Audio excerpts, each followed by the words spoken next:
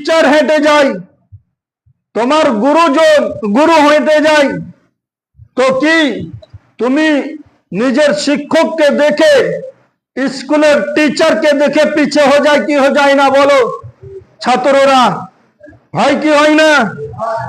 আরে শুনো, সারা জগতের লোক, সারা বিশ্বে ইলম শিখা হয়, সমস্ত মাস্টার ছাত্ররা মাস্টারকে দেখে পিছে হয়ে যায়, মাস্টার আগে আগে চলে।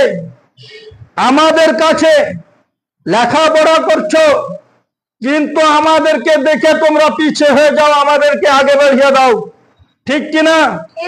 কিন্তু আল্লাহ মহান রব্বুল আলামিন পবিত্র কোরআন যখন মাদ্রাসার কোন একটা ছেলে ওই কোরআনকে সিনেতে বুকে